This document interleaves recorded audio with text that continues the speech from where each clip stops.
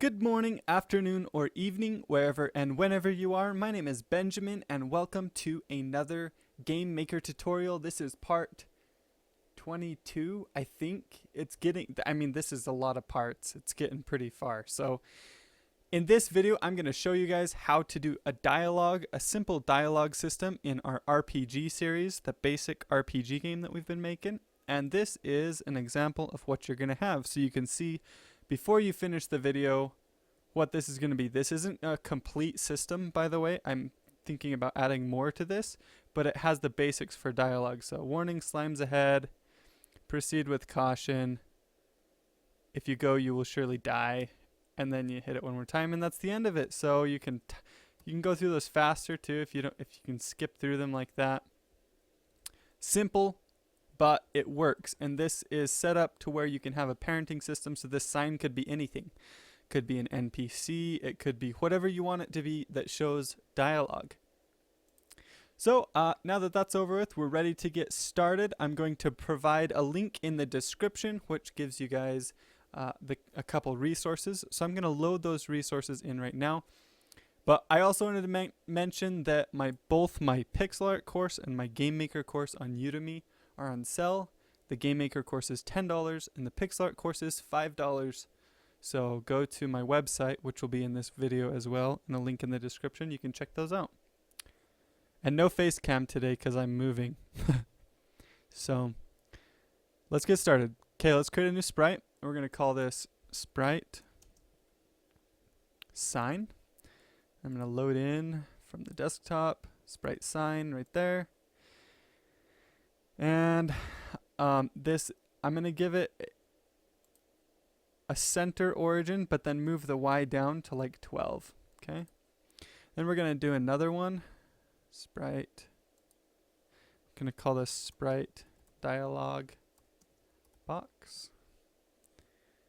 And yeah, I do dialogue without the U and E at the end. It's okay. And I'm just going to load this sprite, and you guys will get these resources. And they're not like professional resources. They don't look super great, but they work. So it gives you a starting place at least. Now what we need to do is we need to create what's called a speaker object. Now the speaker object is the thing that creates the dialogue. So we're going to create an object, and we're going to call this object speaker. Okay? Now the speaker object has all of the dialogue in it, and the reason we're doing that is so that you can create different speaker objects. So the first thing we're going to do is add an event, add a create event, drag over a control, and we're going to do initialize the speaker. Dialogue equals no one. So the dialogue is actually going to be an object that we create. So currently it equals no one. We don't have that object created yet. Dialog page. So remember how we had 3 different pages of dialogue in our example at the start? Well, we're starting out on page 0. And so we're setting the dialog page. X offset equals -32. This is just the offset for the dialog box. Y offset equals -40. So you'll probably change these depending on, like I said, this is a speaker object. It'll be the parent, so you'll have different speaker objects, and you'll change this depending on how you want it set up. Now we're going to do our text. Text 0, and we're setting this up in an array. So I don't remember whether this series has talked about arrays yet, but an array is kind of like I think we talked about arrays, maybe not. An array is kind of like a variable that can hold more than one value. So the variable is called text, but we have text 0. And then we can also have text 1. And we can also have text 2.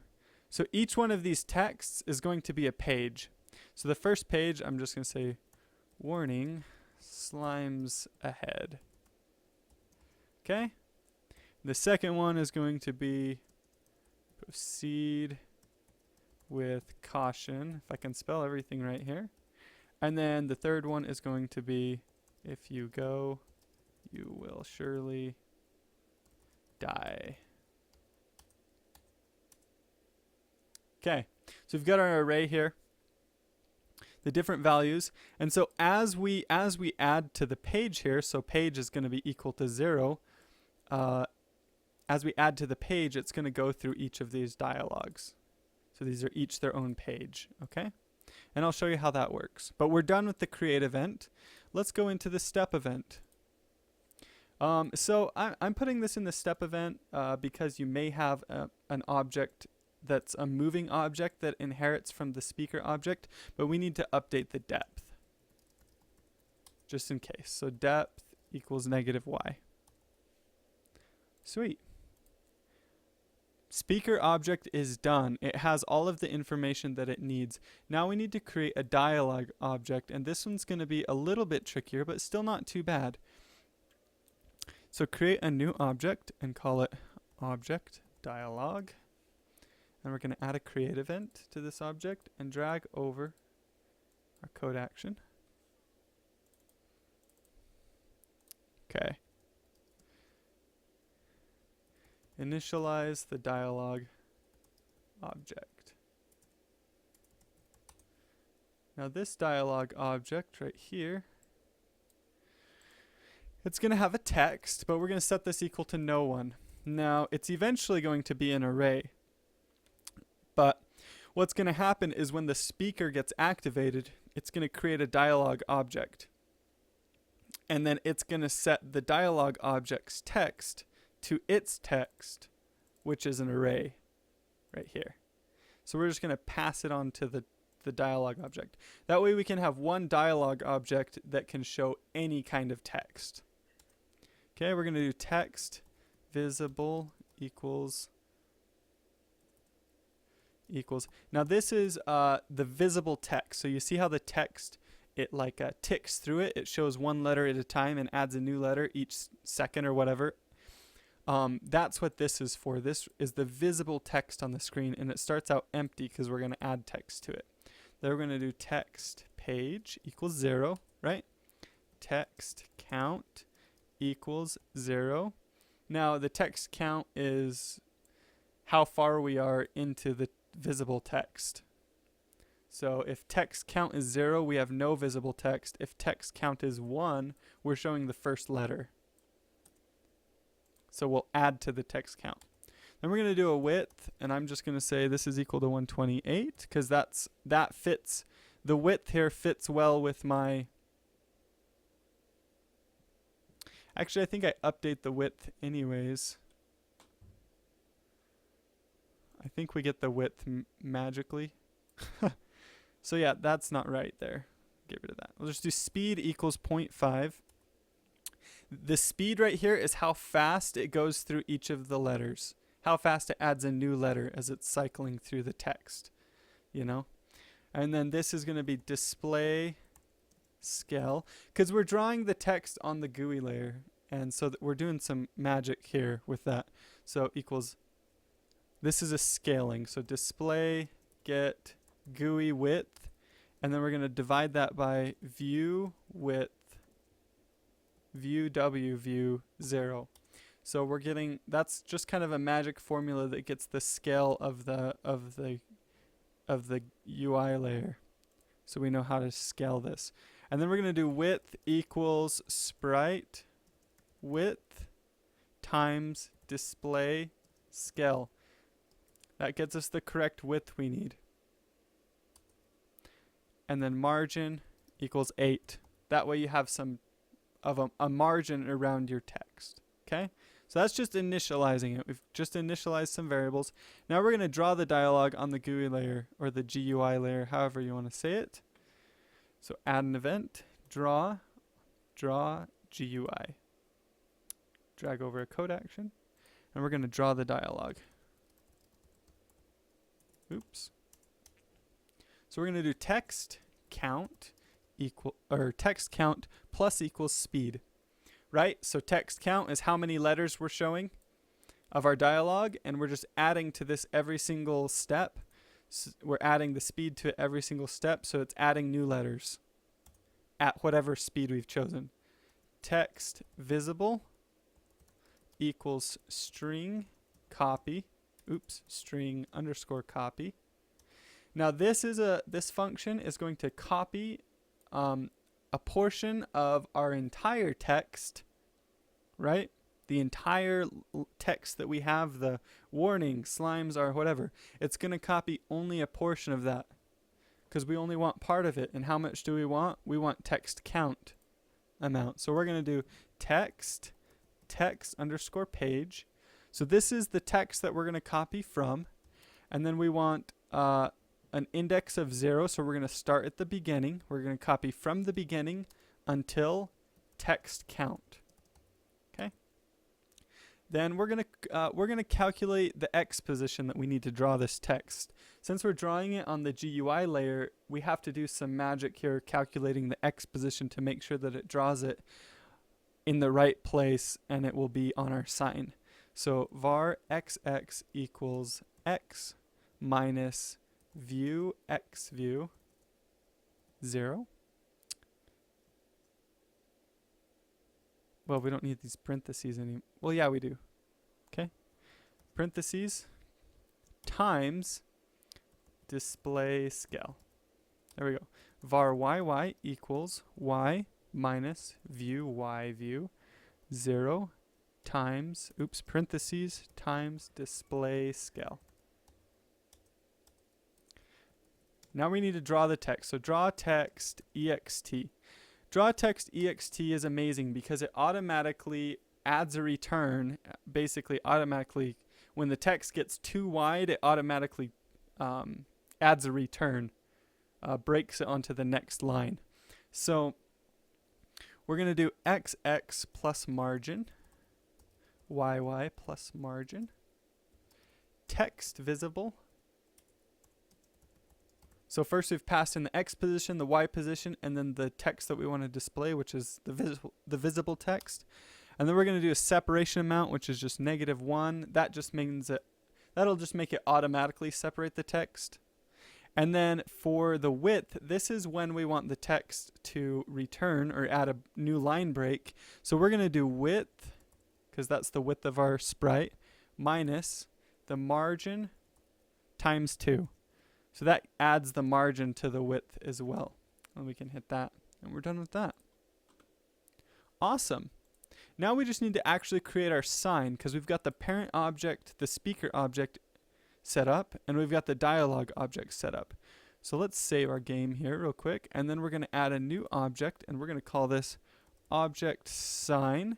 And we're going to give this object the sign right there. And then from this sign object, actually, technically we don't need to do anything.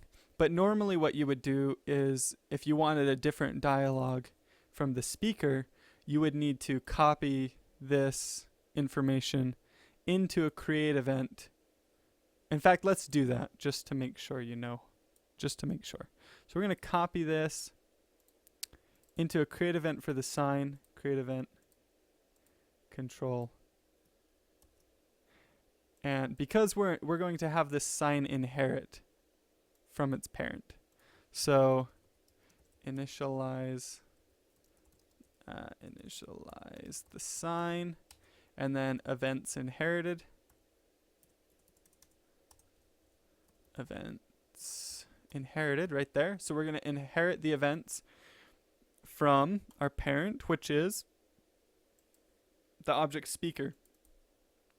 So we're inheriting all of the magic that happens with the speaker object, but we get our own create event, so we can set up our own text, whatever we want it to be. So each new speaker object that you create in your game is going to inherit from the original speaker parent, but it's going to have its own initialization here so that it can set these things differently depending on what it wants to say. Now the last thing we need to do is we need to add a way to activate the speaker object, basically to tell it to speak and have it cycle through its pages. So we're going to do this with the damage object, and the reason I'm doing that, and this may not stay this way, it might, I don't know. The reason I'm doing it this way is because it's a good way to use the same button that we have for attacking. So to read signs, right? Attacking and reading signs, it makes sense. So we're going to come into here and we're going to add a new collision event with this. So we're going to add an event, collision event, and we want to collide with the speaker object. And we're going to do something when we collide with the speaker object. So this is probably the biggest part, the biggest section of code, and it's still not too bad. So activate the dialog. Right, and we're using a collision event to do this, but you can activate the dialog however you want, whether you want the player to click on the sign or whatever. The code is going to be really similar. It won't be exactly the same, but it'll be similar. So you're going to activate it. So we're going to say with other, right? So we can get access. This means everything we do here is going to be inside of the sign. So when the damage collides with the sign, we're going to go inside of the sign here and do some stuff. So if not instance exists dialog. Remember how we created the dialog variable in our sign? Well, if that dialog variable doesn't hold an object, we need to create one. So dialog equals instance create x plus x offset y plus y offset. Let me give me a little bit more room here so I don't run out of room for you guys. So we've got y plus y offset like that. And let me check something here. Okay, yeah, we're good. Y plus y offset and then object dialog. So we're creating the dialog object. Then we need to set the dialog's text, right? Because it just has an empty text variable. So we're going to say dialog.text equals text, which is our text, the speaker's text. So the speaker is telling the dialog box what it needs to say. Now, but we're going to do else now. So if it does exist, then dialog.text page plus plus. So basically, if it already exists and we hit it, just go to the next page. Then we need to do dialog.textCount equals 0. This just means if you were, if the dialog is adding letters, like it does, the little add letters, and it's adding letters. We want it to reset when we go to the next page. So the next page, boom, we go back to 0 and starts over and starts adding the letters. So then we're going to do is we're going to say we need to make sure that the dialog, the pages can't go past how many pages there actually are, because that would be an error. So we're going to say if dialog.text page is greater than array length 1D dialog.text -1. So if the pages are too far, basically, if they're past the array length, so the dialog text is an array, right? And if we're too far, if we're past that array, then we need to, that means the dialog's done and we just need to destroy it. So with dialog instance destroy. So there's the most complicated part of this. Now let's save our game and run it and make sure this works. There we go. Oh, well, we're going to actually, you want to put the sign in the room somewhere. So I'm going to get rid of some of these slime objects just so they don't get in the way while I'm trying to read my sign. And then I'm going to put the sign up here. Okay. Now remember that this dialog system isn't finished. I'm probably going to do another video that adds a little bit more to it, but I don't want the videos to be too long. So, okay, so we have our sign here. We can walk through it right now, but we'll fix that in a second. In fact, we can't fix that because we have to make sure it's a physics object. Pretty short. So do uses physics and then give it a density of 0, and then go to modify collision shape. We're going to do a box shape and zoom in here, and we're just going to go from here to like here. That way we can kind of walk up behind the sign. And I think that that's all we need to do. Let's make sure the damage object collides with the speaker and that the sign inherits from the speaker. Yep, it does. And maybe go into the speaker object, make it use physics too, and just give it a box for now and a density of 0. It's okay. Let's try this one more time. So we should at least collide with the sign now. Hopefully it also creates the dialogue.